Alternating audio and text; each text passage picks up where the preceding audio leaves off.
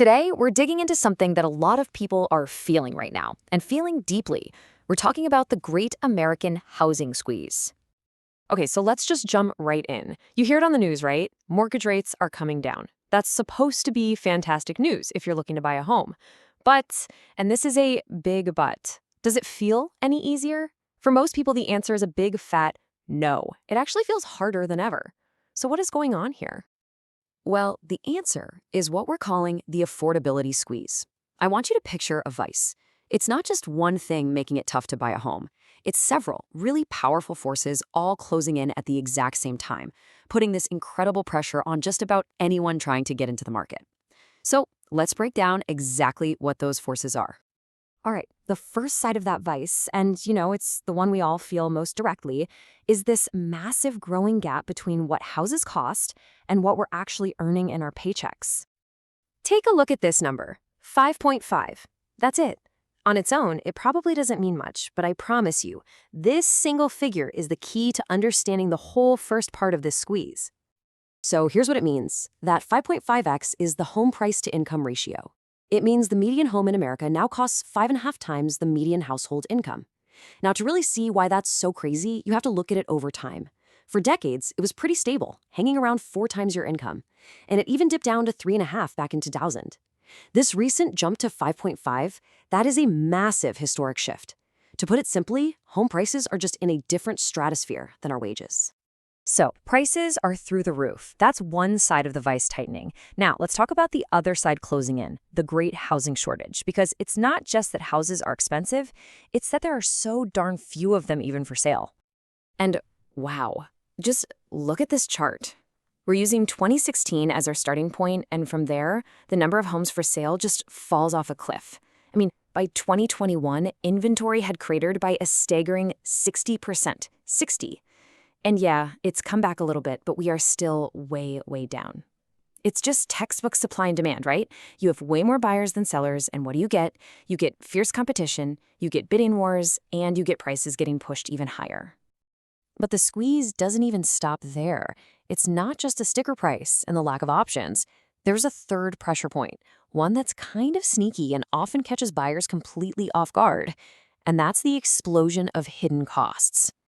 A huge piece of that is something called an escrow payment. Now, for anyone who isn't familiar with this, let me just quickly break it down. This is not some optional fee. When you have a mortgage, your bank usually sets up a special account, the escrow account, and every month, along with your mortgage, you pay extra into it. The bank then uses that money to pay your property taxes and your homeowner's insurance for you. It's a required part of most home loans. And just look at what's happened to that payment. Back in 2014, the average was about $420 a month.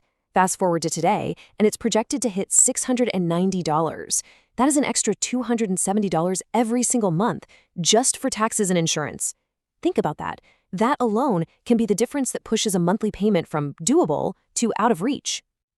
So, let's recap. You've got painfully high prices, you've got almost no inventory, and you've got these soaring hidden costs, all squeezing at the same time. So what's the real-world result of all this? Who is actually getting priced out? Let's make this really, really clear. Let's imagine 2 people. They both earn a very solid income, $100,000 a year. One of them was looking for a house back in 2019, before all these pressures really went into overdrive. The other is looking right now, today. They have the exact same paycheck. But what we're about to see is that their power to actually buy a home is worlds apart.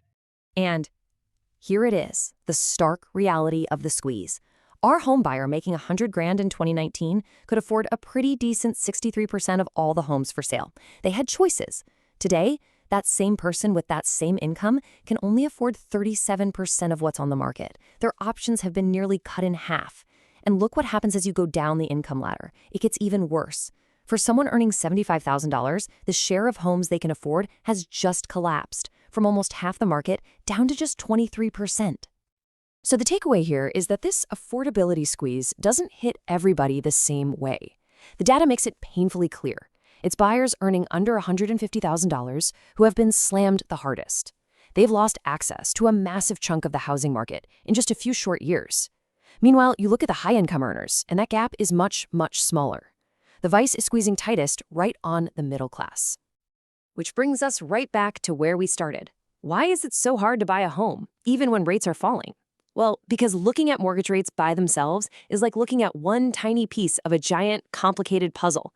The real story is this triple threat: the combined squeeze of sky-high prices, an historic lock of inventory, and those sneaky rising costs. Together, they're what's keeping the dream of homeownership just out of reach for so many people. And all of this leaves us with a much bigger and honestly a much more unsettling question to think about. For generations, owning your own home has been this core part of the American dream, right? It's a symbol of stability, of building wealth for your family. But when the basic math of earning a good living and being able to afford a decent home just doesn't add up anymore, what happens to that dream?